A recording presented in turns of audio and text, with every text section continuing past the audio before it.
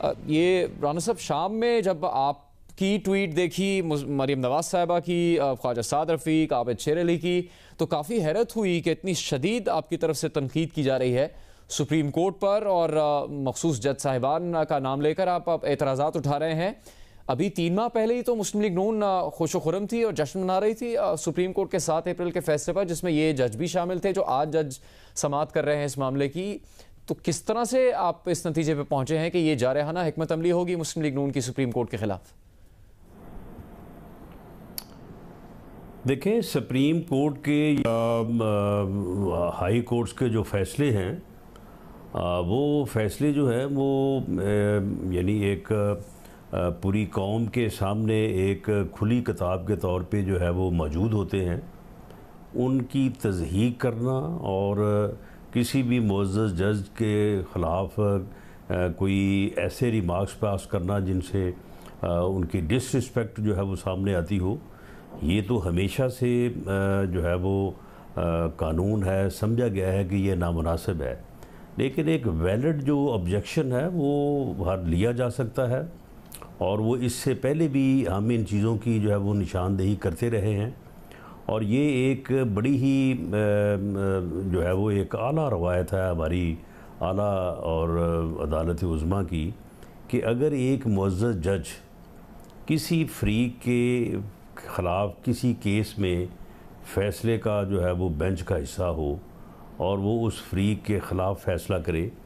तो बाद में जो दूसरे मुकदमात में जिनमें वही फ़रीक हो तो उनमें जो है वो जजेस जो है वो नहीं बैठते। लेकिन हमारे यहाँ ये चीज़ देखने में आई है कि मियाँ नवाज़ शरीफ साहब को, जो कि हमारे पार्टी लीडर हैं, उनको जो सज़ा दी गई थी कामा के ऊपर और तनख्वाह ले सकते हैं, ली नहीं है, तो इसके ऊपर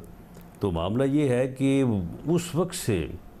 वो मुअज़्ज़ज़ जज साहिबान जो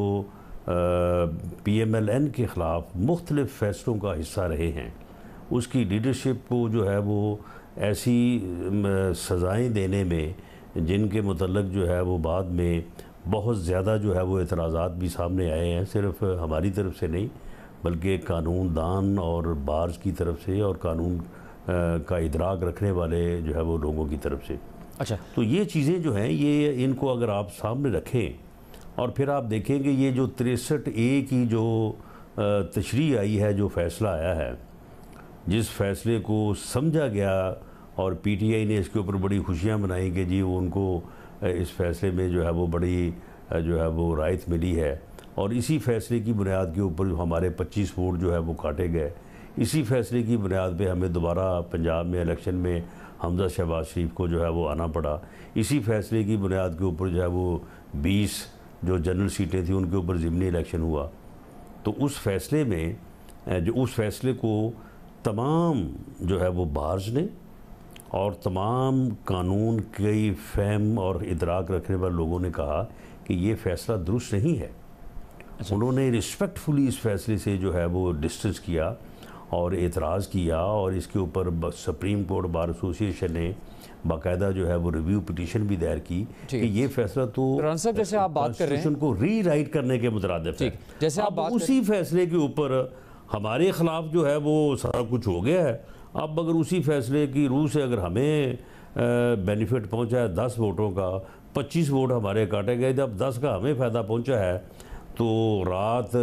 जो है वो सुप्रीम कोर्ट की रजिस्ट्री जो है वो को रात 10-11 बजे खोली गई है। साहब, अब मेरी बात अगर आप सुनिएगा कि आप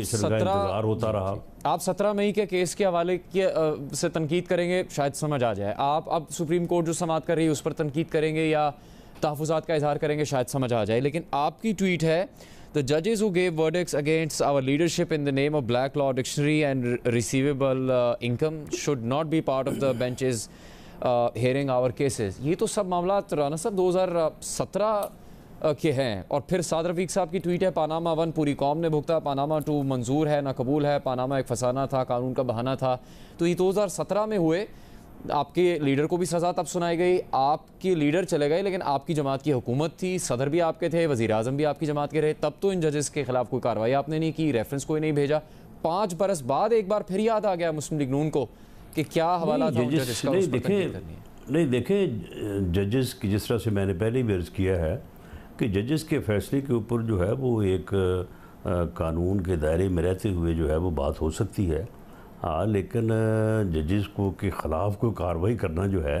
उसके तो हम हमेशा से जो है वो ख़िलाफ़ रहे हैं। और ये पिछले दौर में जब एक सुप्रीम कोर्ट के मुअज़्ज़ज़ जज के ख़िलाफ़ जो है वो रेफरेंस भेजा गया तो हमने उसको उस वक्त उसकी जो है वो मजम्मत की थी। लेकिन अब मामला ये है कि देखिए जो हमारे सहाफ़ी भाई जो है वो सुप्रीम कोर्ट को कवर करते हैं, जो यानी पहले से जो है वो ये गुफ्तगू होनी शुरू हो जाती है कि जी ये केस आया है, इसमें क्योंकि ये फ़ैसला जो है वो दरकार है तो इसलिए अब ये बेंच बनेगा, ये बेंच बनेगा तो इससे ये फ़ैसला आएगा। अब ये बेंचेस का बनना क्या, एक मखसूस बेंच जो है वो सिर्फ़ ये हमारे लिए मुख्तस कर दिया गया है कि हमारे सारे मामला जो हैं वो इसी बेंच में लगेंगे और इसी बेंच में जो है वो हमारे ख़िलाफ़ जो है वो सारे फ़ैसले जो है वो होंगे। और जो हमारे ख़िलाफ़ फ़ैसले हुए हैं, हमारे ख़िलाफ़ इस हद तक यानी एक यहाँ पे जो है वो लाहौर की मकामी अदालत में जो है वो वज़ीर-ए-आज़म होने के बावजूद एक झूठे केस में जो है वो मियाँ शहबाज शरीफ जो है वो पेश हो रहे हैं, पेश होते रहे हैं। उनकी वहाँ पे बेल थी, उनकी बेल जो है वो कंफर्म हो गई। एक जज साहब ने अगले दिन चीफ जस्टिस सुप्रीम कोर्ट की मौजूदगी में उन्होंने प्रोसिक्यूटर को कहा कि कल एक इतने बड़े मुलज़म की जो है वो ज़मानत कंफर्म हो गई है वहाँ तो आप क्या करते रहे? ये वाक़या तो हमारे इल्म में है राना साहब, लेकिन फिर यही जजेस तो फिर अप्रैल 2022 में भी थे ना। ये फिर वाक़यात जब एक दफ़ा, दो दफ़ा, तीन दफ़ा और जब जो है वो जब बार एसोसिएशन बात कर रही हैं, कानूनदान बात कर रहे हैं, जो सहाफ़ी जो है वो कवर कर रहे हैं वो बात कर रहे हैं, वो जुडिशल कमीशन के अजलास की अंदरूनी कहानियाँ जब बाहर आ रही हैं और जब इस किस्म की वहाँ पे ग्रुपिंग जो है और वहाँ पे जो खींचा तानी है वो जो है वो जब सामने आ रही है और जब बेंचेस के बनने